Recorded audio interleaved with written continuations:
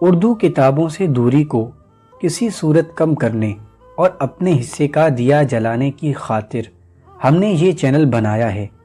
اس channel پر اردو ادب اور دوسری لٹریچرز کی کتابوں کا اردو ترجمہ آڈیو بک کی شکل میں اپلوڈ کرنے کا سلسلہ جاری و ساری ہے۔ ہم نے اپنے حصے کا دیا جلایا ہے، اس امید کے ساتھ کہ آپ اس دیے کے گرد پروانہ بن کر چکر لگاتے رہیں گے۔ ہمارے چینل کو سبسکرائب کریں تاکہ آپ آنے والی کتابوں کی اطلاع پا سکیں۔ آپ کا شکریہ۔ آڈیو بکس پلیٹ فارم۔ جینیات کو چکمہ۔ جب آدمی نے تصوراتی حقیقت کو رنگ برنگے لفظوں سے نکال لانے کی صلاحیت حاصل کر لی تو اس کا فائدہ یہ ہوا کہ بڑی تعداد میں اجنبی مل کر مؤثر انداز میں اشتراک اور تعاون کے قابل تو ہو گئے، لیکن اس سے بڑھ کر ایک اور صورت بھی نکل آئی۔ چونکہ بڑے پیمانے پر انسانوں کے تعاون اور اشتراک کی بنیاد قصے اور مفروضے تھے، آدمی نے یہ بھی جان لیا کہ لوگوں کو کسی نئی طرز اور مقصد کے لیے تعاون پر قائل کرنے کے لیے ہر روز کسی بھی جگہ پر نت نئی اور انتہائی مختلف کہانیاں اور مفروضے بھی تو گھڑے جا سکتے ہیں۔ اس کی کوئی حد تو نہیں ہے۔ اگر حالات معقول اور ماحول سازگار ہو تو پہلے سے موجود حکایات کا رخ بھی بدلا جا سکتا ہے۔ مثال کے طور پر 1789 عیسوی میں فرانسیسی عوام نے راتوں رات بادشاہوں کے قدرتی اور حق کی حکمرانی کے تصورات میں یقین کرنے کی بجائے جمہور کی خود مختاری اور خود ارادیت کے مفروضوں پر ایمان لانے کا فیصلہ کر لیا۔ جب سے آگاہی اور شعور کا انقلاب برپا ہوا ہے، اگر ایک طرف آدمی نے قصے اور مفروضے گھڑے ہیں تو دوسری جانب اپنے رویوں اور طرز عمل کو بھی ضرورت اور حالات کے عین مطابق آن کی آن میں بدلنے کی صلاحیت حاصل کی ہے۔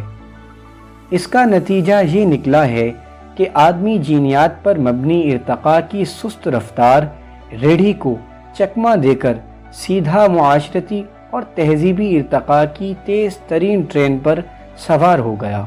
آدمی اس تیز ترین ٹرین پر سوار کیا ہوا؟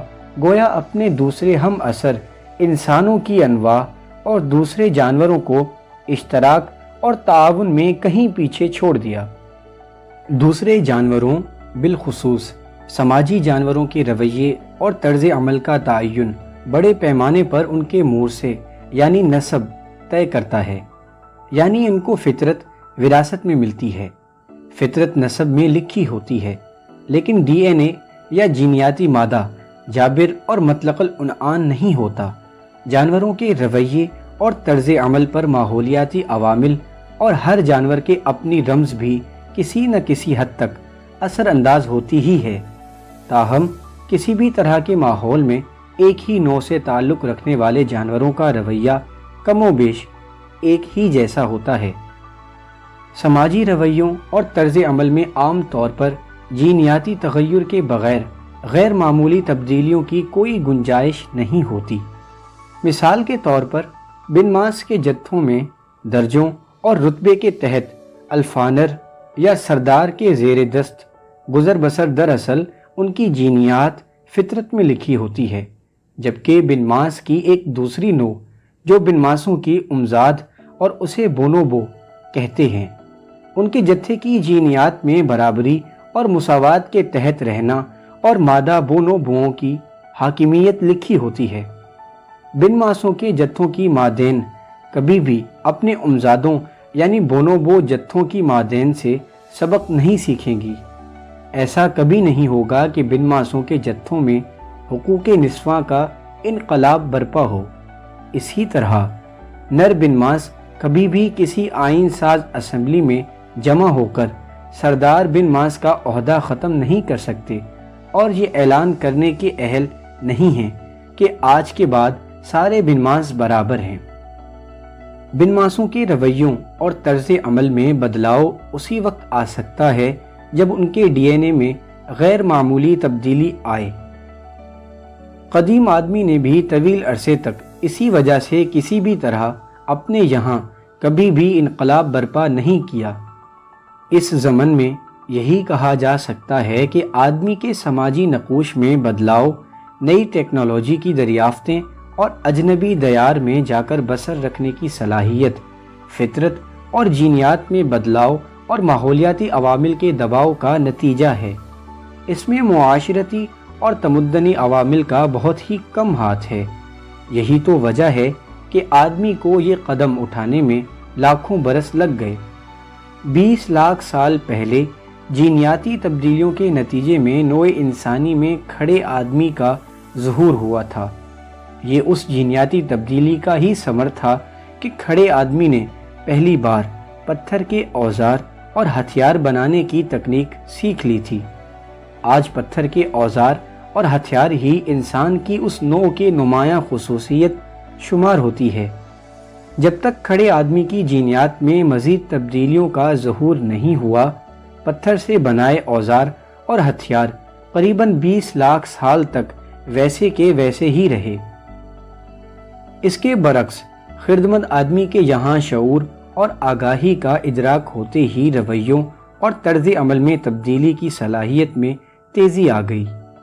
آدمی کی ایک نسل سے دوسری اور مستقبل کی تمام نسلوں میں بدلتے رویے، طرز عمل اور کردار بڑھ چڑھ کر منتقل ہوتے رہے ہیں، اور اس مقصد کے لیے جینیات میں تبدیلی اور ماحولیاتی عوامل اور ان کی ضرورت بے معنی ہو گئی۔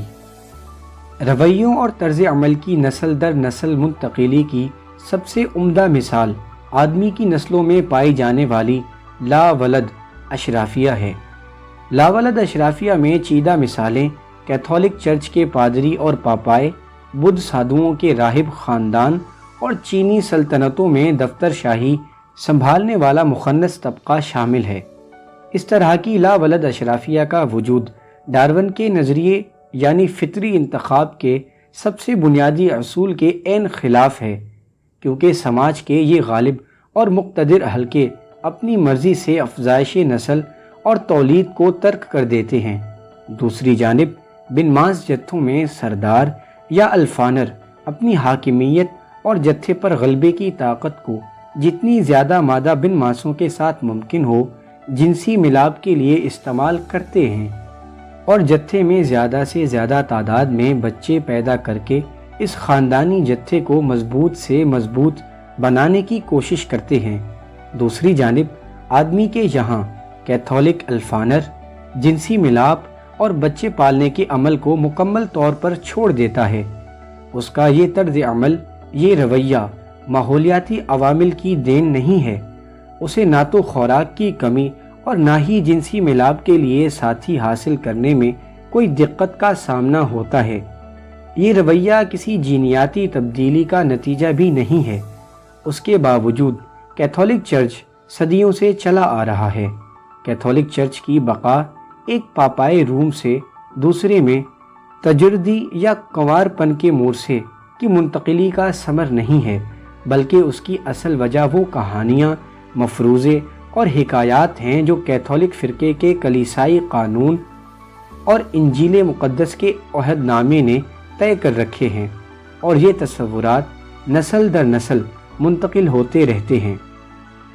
دوسرے الفاظ میں یہ بجا طور پر کہا جا سکتا ہے کہ جہاں ایک طرف قدیم انسان کے رویے اور عمل ایک ہی طرز پر لاکھوں سال تک جامد رہے، وہیں دوسری طرف خردمند آدمی اپنے سماجی ڈھانچوں، باہمی تعلقات، معاشی سرگرمیوں اور ایسے کئی دوسرے رویوں اور طرز عمل کی کایا 20 برسوں کے اندر اندر پلٹ سکتا ہے۔ آپ برلن کی کسی ایسی عورت کا تصور ذہن میں لائیں جس کی پیدائش 1900 عیسوی کے آس پاس ہوئی تھی اور اس نے 100 برس کی عمر پائی ہو۔ اب ذرا سوچئے اس عورت کا بچپن ہوہنزولرن سلطنت میں گزرا ہوگا۔ اس نے جوانی کی بہاریں جمہوریہ امر، نازی جرمنی اور کمیونسٹ مشرقی جرمنی میں گزاری ہوں گی۔ وہ مرتے وقت متحد وفاقی جمہوریہ جرمنی کی شہری تھی۔ اپنی 100 سالہ زندگی میں اس عورت نے 5 انتہائی مختلف سماجی اور سیاسی نظاموں کا حصہ بن کر رہنے کا غیر معمولی کارنامہ سر انجام دیا ہے، لیکن اس مقصد کے لیے اس کے ڈی این اے میں سرے سے کوئی تبدیلی نہیں آئی۔ یہ حیران کن بات نہیں ہے؟ آدمی کی کامیابی کی اصل کنجی بھی یہی ہے۔ یہ درست ہے کہ نیانڈرتھل انسان دو بدو کشتی میں تو غالباً خردمند آدمی پر حاوی ہو جاتا ہوگا، لیکن سینکڑوں کی اجتماعی لڑائی میں نیانڈرتھل گروہوں کے جتنے بھی گروہ کیوں نہ ہوں پٹ جاتے ہوں گے۔ نیانڈرتھل صرف شیروں کے ٹھور ٹھکانوں اور اتے پتے کی معلومات کی ترسیل کرنے کی صلاحیت رکھتے تھے، لیکن قبائلی روایات اور انسان پر ارواح کے برکت کے سائے بارے حکایات بنانے، سنانے اور دہرانے کی صلاحیت سے یکسر محروم تھے۔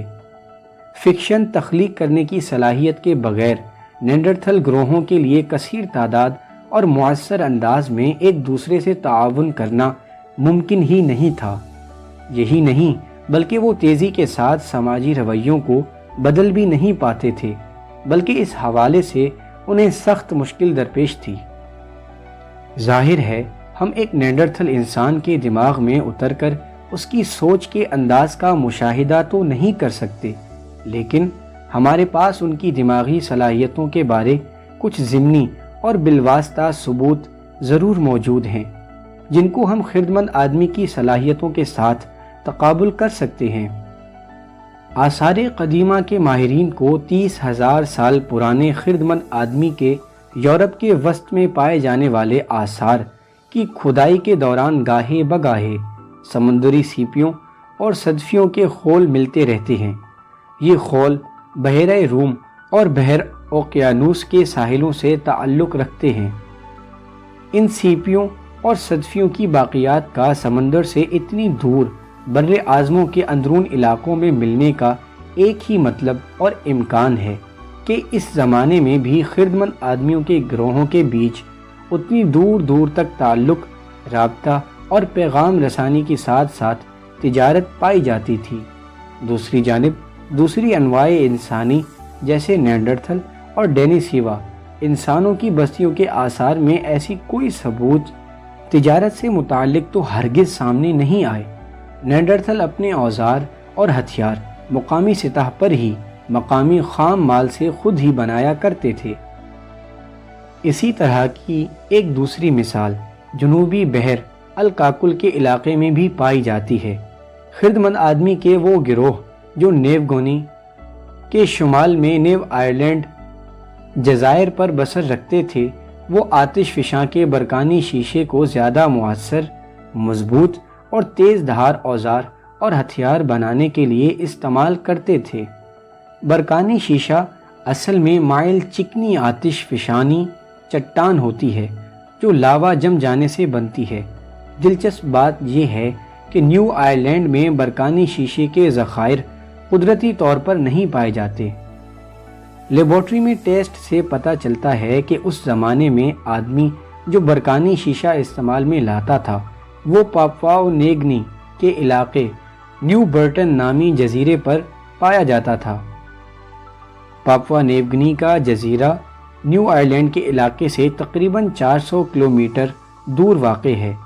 ان جزائر کے باسیوں میں سے کچھ یقیناً پیشہ ور ملاح رہے ہوں گے جو کہ ایک جزیرے سے دوسرے اور دوسرے سے تیسرے پر طویل فاصلے تک تجارت کیا کرتے تھے۔ تجارت کے بارے یہ ہے کہ سطحی طور پر دیکھیے تو یہ انتہائی محل اور عملی سرگرمی نظر آتی ہے، ایک ایسا فعل جس کے لیے فرضی اور تصوراتی بنیاد کی حاجت سرے سے محسوس ہی نہیں ہوتی۔ لیکن حقیقت یہ ہے کہ خردمند آدمی کے سوا کوئی دوسرا جانور ایسا نہیں ہے جو تجارت جیسی سرگرمی میں مشغول رہا ہو۔ یہی نہیں بلکہ آدمی کے تخلیق کردہ وہ سارے تجارتی نیٹ ورک جن کے تفصیلی ثبوت موجود ہیں، ان کی بنیاد بھی اساطیری اور حکایات پر مبنی تھی۔ تجارت بھروسے کے بغیر ممکن نہیں ہے اور اجنبیوں پر اعتبار کرنا انتہائی مشکل ہوتا ہے۔ آج کے جدید دور میں بھی دنیا بھر کا تجارتی نظام کی بنیاد مفروضی موجودات اور ادخال جیسے ڈالر، وفاقی اور ریاستی بینک اور کارپوریشنوں کے ٹوٹمی ٹریڈ مارک وغیرہ پر اعتبار اور بھروسے پر قائم ہے۔ کسی قبائلی سماج میں جب دو اجنبی آپس میں تجارتی سرگرمی کرنا چاہتے ہیں تو وہ کاروبار سے پہلے ایک دوسرے کے بیچ اعتبار اور بھروسے کا رشتہ قائم کرتے ہیں۔ یہ بھروسہ عام طور پر خدا کا واسطہ دے کر ایک باہمی لیکن افسانوی جد امجد کا حوالہ ایجاد کر کے یا کسی ٹوٹمی جانور، چرند پرند یا پودے کا ناطہ جوڑ کر قائم کیا جاتا ہے۔ اگر قدیم دور کے خردمند آدمی ان اساطیری حقیقتوں کا حوالہ پال کر سیپیوں، صدفیوں اور برکانی شیشے کی تجارت کر سکتے تھے تو ایسی کوئی وجہ نہیں ہے کہ وہ انہی باہمی بھروسے اور اعتبار کے حوالوں کو استعمال میں لا کر یقیناً معلومات اور اطلاعات وغیرہ کی تجارت بھی کرتے ہی ہوں گے۔ اس سے اطلاعات، نشریات اور علم کے تبادلے کا نہایت ٹھوس اور گنجان نیٹ ورک قائم ہو جاتا ہے، جو نینڈرتھل گروہوں اور دوسرے قدیم انسانی انواع کے ذرائع اطلاعات سے لازمی طور پر کہیں برتر تھا۔ انسانوں کی مختلف انواع کی سمجھ بوجھ اور شعور میں واضح فرق شکار کرنے کے طریقوں اور تکنیک کا مشاہدہ کرنے سے بھی ظاہر ہوتا ہے۔ نینڈرتھل عام طور پر چھوٹے چھوٹے گروہوں یا تنہائی شکار کیا کرتے تھے، لیکن دوسری جانب خردمند آدمی نے نت نئی جو بھی شکار کی تکنیک ایجاد کی، اس میں درجنوں آدمیوں کے بیچ رابطہ اور تعاون کا عنصر لازمی پایا جاتا تھا۔ ان تکنیکوں میں کئی آدمی، حتیٰ کہ آدمیوں کے کئی گروہ ایک دوسرے کے ساتھ تعاون اور اطلاعات کا تبادلہ کیا کرتے تھے۔ ان میں سے ایک بہترین تکنیک یہ تھی کہ آدمیوں کے کئی گروہ مل کر جانوروں کے پورے ریوڑ جیسے جنگلی گھوڑوں کا محاصرہ کر لیتے تھے۔ وہ اس ریوڑ کو بھگاتے اور پیچھا کرتے ہوئے نہایت منظم انداز میں کسی بند گھاٹی تک لے جاتے اور مل جل کر ہی نہایت آسانی کے ساتھ پورے کے پورے ریوڑ کو ذبح کر لیتے۔ جب یہ پلان کامیاب ہو جاتا تو آدمی کے سبھی گروہوں کے حصے میں صرف ایک دن کی محنت اور اجتماعی کوشش کے نتیجے میں بھاری مقدار ٹنوں کے حساب سے گوشت، چربی اور سینکڑوں کھالیں آ جاتیں۔ وہ خوراک کے اس وسیع ذخیرے کو استعمال میں لانے کے لیے سماجی اجتماع، میلے اور تہواروں کا بندوبست کرتے تھے۔ خشک کر کے یا دھواں دے کر یا برفانی علاقوں میں برف میں جما کر بعد کے استعمال کے لیے جمع کر لیتے تھے۔ آثار قدیمہ کے ماہرین کو اس زمانے کی باقیات میں سے ٹھوس شواہد ملے ہیں جہاں ریوڑوں کے ریوڑ سالانہ بنیادوں پر ان طریقوں سے ذبح کیے جاتے تھے۔ ایسی بھی جگہیں ملی ہیں جہاں باڑ لگا کر یا رکاوٹیں کھڑی کر کے مصنوعی جال اور چھل لگائے جاتے تھے۔ جانوروں کو بڑی تعداد میں ذبح کرنے کی سہولت کے لیے میدان اور سہولیات تو ان آثار میں بہت ہی عام مل جاتے ہیں۔ ہم یہ اخذ کر سکتے ہیں کہ نینڈرتھل یقیناً اپنی روایتی شکار گاہوں کو یوں خردمند آدمی کے ذبح خانے بنتا دیکھ کر سیکھ پا رہتے ہوں گے۔ تاہم اس زمن میں اگر انسانوں کی ان دونوں انواع کے بیچ تشدد پھوٹ بھی پڑتا تو نینڈرتھل کسی بھی صورت خردمند آدمیوں کا مقابلہ نہیں کر سکتے تھے۔ آدمیوں کے سامنے ان کی مثال بھی جنگلی گھوڑوں کی طرح ہی ہوتی۔ 50 نینڈرتھل گروہ کی شکل میں روایتی اور بلا نمو جامد طریقے سے کسی بھی طور 500 ہمہ گیر اور اختراعی آدمیوں کا مقابلہ نہیں کر سکتے تھے۔ اگر کسی نہ کسی موقع پر آدمیوں کو نینڈرتھل انسانوں کے ہاتھ شکست ہو بھی جاتی تو وہ فوراً ہی اگلی بار پلٹ کر کسی نئی تکنیک اور لائحہ عمل کی مدد سے گھات لگا کر یقیناً نینڈرتھل گروہوں کو دھول چٹوا دیتے ہوں گے۔ شعور اور آگاہی کے انقلابی دور میں کیا ہوا؟ نئی قابلیت اور صلاحیت۔ خردمند آدمیوں کے دور دراز آبادیوں کے بیچ اطلاعات اور معلومات کی وسیع پیمانوں پر ترسیل کی قابلیت۔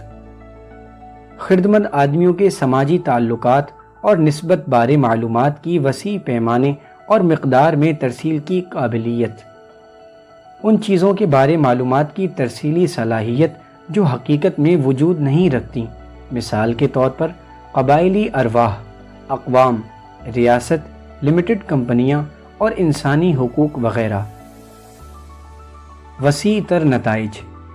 منصوبہ بندی اور پیچیدہ سرگرمیاں جیسے جنگلی جانوروں سے بچاؤ اور جنگلی بھینسوں کے ریوڑوں کا مشترکہ شکار، آدمیوں کے بڑے کلاں اور دیرپا گروہوں کی تشکیل جن میں آدمیوں کی تعداد زیادہ سے زیادہ 150 کے لگ بھگ رہا کرتی تھی۔ الف، اجنبیوں کی ایک بڑی تعداد کے بیچ تعاون اور اشتراک۔ ب، سماجی رویوں اور طرز عمل میں تیزی کے ساتھ اختراع اور جدت۔ تاریخ اور حیاتیات۔ آدمی نے جو تصوراتی حقائق تخلیق کیے وہ لاتعداد اور غیر معمولی طور پر متنوع ہیں۔ ان رنگا رنگ حقیقتوں کے نتائج بھی رویوں اور طرز عمل پر گوناگوں مرتب ہوئے۔ ہر جگہ پر جداگانہ رنگ دیکھنے میں آیا۔ یہ نئے نئے رنگ کے رویے اور طرز عمل ہی دراصل تہذیبوں اور تمدن کے سب سے اہم ترکیبی جز ہیں۔ جب تہذیب اور تمدن کا ظہور ہوا تو یہ بعد اس کے آج تک ترقی ہی کرتے چلے گئے۔ ان ثقافتوں میں بے پناہ تبدیلیاں آتی چلی گئیں اور یہ زمانے کی پشت پر سوار کبھی نہ رکنے والے تغیرات ہی ہیں جنہیں آج ہم تاریخ کا نام دیتے ہیں۔ شعور اور آگاہی کا ادراک ہی دراصل وہ نقطہ ہے جب تاریخ نے اپنے آپ کو حیاتیات سے الگ کر دیا تھا۔ شعور اور آگاہی سے قبل نوع انسانی کے تمام تر معاملات حیاتیات کی مرہون منت تھے۔ حیاتیات کے اس دور کو ہم اپنی سہولت کے لیے قبل از تاریخ بھی قرار دے سکتے ہیں۔ ذاتی طور پر میں قبل از تاریخ نامی اصطلاح کے سخت خلاف ہوں، کیونکہ شعور اور آگاہی کے ادراک سے قبل بھی انسان اپنا ایک الگ زمرہ رکھتا تھا۔ بہرحال شعور اور آگاہی کا ادراک ہونے کے بعد آدمی کی کارگزاری اور ترقی کو سمجھنا مقصود ہو تو بڑے پیمانے پر حیاتیاتی نظریات کو چھوڑ کر تاریخی بیانیے پر نظر رکھنی لازم ہے۔ یہ لازم اس لیے ہے کہ عیسائیت یا فرانسیسی انقلاب جیسے معاملات کو سمجھنے کے لیے حیاتیاتی اجزاء جیسے مورسے، نسبے، ہارمون اور عضویوں کا علم کافی نہیں ہے۔ آدمی کے ان معاملات کو سمجھنے کے لیے تصورات، خیالات، واہموں اور روایات کو بھی زیر غور لانا بلکہ زیادہ تر انہی پر تکیہ کرنا ضروری ہے۔ لیکن اس کا ہرگز یہ مطلب نہیں ہے کہ انسانی تہذیب اور آدمی حیاتیات کے قدرتی اصولوں اور قوانین سے مبرہ ہو چکے ہیں۔ ہم آج بھی جانور ہی ہیں اور ہماری جسمانی، جذباتی اور دماغی صلاحیتیں ابھی بھی جینیات کی محتاج ہیں۔ ڈی این اے آج بھی ہماری خصوصیات اور قابلیتوں کو طے کرنے پر حاکم ہے۔ ہمارے سماج کی بنیاد بننے والے عناصر وہی ہیں جو نینڈرتھل انسانوں کے ہوا کرتے تھے یا آج بھی بن ماسوں کے ہیں۔ ہم جب اپنے معاشرے کے بنیادی عناصر جیسے احساس، جذبات اور خاندانی رشتے ناتوں کو گہرائی میں مشاہدہ کرتے جاتے ہیں، خود ہمارے اور بن ماسوں افریقی بندروں اور باقی کی قدیم انسانی انواع میں فرق مٹتا جاتا ہے۔ تاہم اس فرق کو انفرادی یا خاندانی سطح پر دیکھنے کی کوشش کرنا سخت غلطی ہوگی۔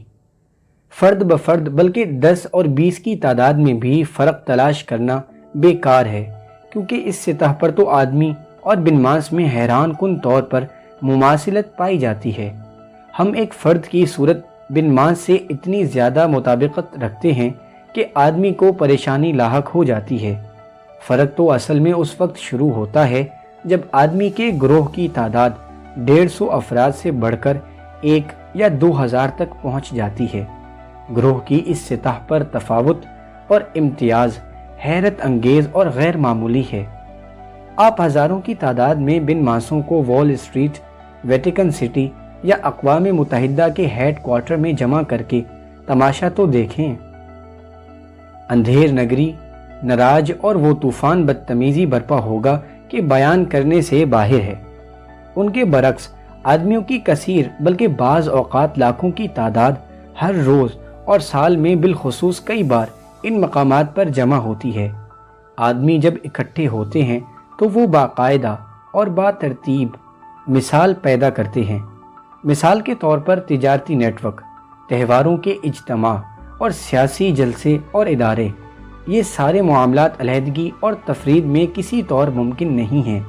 آدمی اور بن ماس میں اصل فرق تو وہ افسانوی اور حکایاتی گوند ہے جو ہم آدمیوں کی کثیر تعداد کو خاندانوں، گروہوں اور قوموں کی شکل میں باندھ کر رکھتی ہے۔ اسی سرش نے ہمیں تخلیق کا آقا، تخلیق کا ناخدا بنا دیا ہے۔ ظاہر ہے اس کے علاوہ بھی ہمیں فنون میں مہارت، جیسے اوزاروں اور ہتھیار بنانے اور استعمال کرنے کے فن کی بھی ضرورت تھی، لیکن اوزار اور ہتھیار بنانے کی صلاحیت اور اس کے نتائج انفرادی سطح پر کوئی معنی نہیں رکھتے۔ ہاں، اگر دوسروں کے ساتھ تعاون اور اشتراک ضروری ہو تو پھر یہ انتہائی اہم ہے۔ مثلاً ایسا کیسے ہوا کہ آج آدمی کے پاس ایک بر اعظم سے دوسرے تک، حتیٰ کہ خلا میں مار کرنے والی میزائل اور نیوکلیئر ہتھیار ہیں، جبکہ 30,000 سال قبل تک ہم صرف ترچھی سوٹیوں اور نیزے کی انی کے ساتھ گزارا کرتے تھے۔ اگر جسمانی اور عضویاتی لحاظ سے دیکھا جائے تو پچھلے 30,000 برسوں میں ہمارے اعضاء میں جیسے ہاتھ اور پیروں کی ہیئت میں کوئی غیر معمولی تبدیلی نہیں آئی۔ اوزار اور ہتھیار بنانے کی جسمانی صلاحیت تو ویسی کی ویسی ہی ہے۔ میں یقین سے کہہ سکتا ہوں کہ البرٹ آئنسٹائن کسی قدیم شکاری آدمی کے مقابلے میں دستی کام میں بالکل کورا رہا ہوگا۔ قدیم دور کا آدمی یقیناً آئنسٹائن سے کئی درجے بڑھ کر سبق دست تھا۔ اصل میں ہوا یہ ہے کہ وقت کے ساتھ آدمی کی بڑی تعداد میں دوسرے آدمیوں کے ساتھ اشتراک اور تعاون میں کام کرنے کی سکت اور صلاحیت بڑھ گئی ہے۔ قدیم زمانے میں اور آج بھی کوئی بھی شخص ایک نیزہ یا نوکیلی سونٹی منٹوں کے اندر بنا سکتا ہے۔ اس زمن میں اسے زیادہ سے زیادہ اپنے کسی قریبی دوست، ساتھی کے مشورے یا بہت ہی معمولی اصلاح کی ضرورت ہوگی، لیکن ایک جدید نیوکلیئر ہتھیاروں کا حامل بین براعظمی میزائل بنانے کے لیے دنیا بھر سے لاکھوں کی تعداد میں ایک دوسرے سے یکسر اجنبی آدمیوں کا تعاون لازم ہے۔ ایک میزائل بنانے کے لیے درکار افرادی قوت کی اس طویل فہرست میں مزدوروں جو کانیں کھود کر یورینیم کی آمیزش نکالتے ہیں سے لے کر طبیعیات دان جو حساب کے طویل اور پیچیدہ فارمولے لکھتے ہیں اور ایٹمی ذرات کی خوبیاں بیان کرتے ہیں، تک کئی طرح کے ہنرمند، ماہر افراد، الغرض ہر طرح کے ہزاروں اور لاکھوں لوگ شامل ہیں۔ ہم شعور اور آگاہی کا انقلاب برپا ہونے کے بعد حیاتیات اور تاریخ کے بیچ تعلق کا خلاصہ کچھ یوں بیان کر سکتے ہیں۔ نمبر 1، حیاتیات آدمی کے رویوں اور طرز عمل کے بنیادی وطر اور خصلتوں کو طے کرتی ہے۔ تاریخ حیاتیات کے انہی حدوں کے اندر واقع میدان میں رہتے ہوئے وقوع پذیر ہوتی ہے۔ نمبر 2، تاہم تاریخ کو حاصل حیاتیات کی حدوں میں رہتے ہوئے بھی یہ میدان بہت بڑا ہے۔ یہ اس قدر وسیع ہے کہ آدمی کے لیے ہر طرح کے کھیل کھل کر کھیلنے کی گنجائش ہے۔ فکشن ایجاد کرنے اور اسے استعمال میں لانے کی صلاحیت کے نتیجے میں آدمی ہر گزرتے دن کے ساتھ پہلے سے کہیں زیادہ اور پیچیدہ کھیل ایجاد کر سکتا ہے، جبکہ نسل در نسل یہ کھیل نہ صرف پھیلتا جاتا ہے بلکہ اس میں پہلے سے کہیں زیادہ بڑھ کر تنوع اور صراحت بھی آتی جاتی ہے۔ نمبر 3، اس کا مطلب یہ ہے کہ آدمی کی خصلت، رویوں اور طرز عمل کو سمجھنے کے لیے تاریخی ارتقاء کو آدمی کے ہی اعمال، افعال اور کرتوتوں کی نظر سے دیکھنا انتہائی لازم ہے۔ اس زمن میں آدمی کی صرف اور صرف حیاتیاتی مجبوریوں اور روک پر نظر رکھنے کی مثال ریڈیو کے اس کمنٹیٹر جیسی ہی ہے جو فٹ بال کے ورلڈ کپ کے کسی لائیو میچ پر کمنٹری کرے اور اس دوران وہ سامعین کو صرف اور صرف کھیل کے میدان کی حیت اور بناوٹ بارے تو مفصل باتیں بتائے، لیکن کھلاڑیوں کی حرکات و سکنات اور اصل کھیل سے نظریں چرا لے۔ تاریخ کے اس میدان میں ہمارے پتھر کے زمانے کے آباء و اجداد کس طرح کے کھیل کھیلتے آئے ہیں۔ جہاں تک ہمیں معلوم ہے وہ لوگ جنہوں نے 30,000 سال قبل شیرنما آدمی کی مورتی بنائی تھی، ان کی جسمانی، جذباتی اور عقلی صلاحیتیں ویسی ہی تھیں جیسی کہ آج ہماری ہیں۔ صبح سویرے جاگ کر وہ پہلا کیا کام کرتے تھے؟ وہ ناشتے میں کیا کھاتے تھے اور دوپہر کا کھانا کیسا ہوتا تھا؟ اس زمانے میں سماج اور معاشرہ کیسا تھا؟ کیا وہ بھی یک زوجگی کا پرچار کرتے تھے یا ان کے یہاں بھی مربوط اور مشترکہ گھرانوں کا تصور تھا؟ ان کے یہاں تقریبات کیسی ہوتی تھیں؟ کون کون سی اخلاقی قدریں اور کیا کیا تھیں؟ وہ کون سے کھیل کھیلتے تھے اور مذہبی تہوار کیسے ہوتے تھے؟ وہ عبادت کیسے اور کس کی کرتے تھے؟ کیا وہ بھی جنگیں لڑتے تھے؟ اگلا باب تاریخ کے جھروکوں میں ہم مختلف ادوار کے پردوں کے پیچھے جھانکنے کی کوشش کریں گے۔ ہم یہ جاننے کی کوشش کریں گے کہ وہ ہزاری سال جو شعور اور آگاہی کے انقلاب کو زرعی انقلاب سے جدا کرتا ہے، اس تمام عرصے کے دوران زندگی کس رنگ کی تھی؟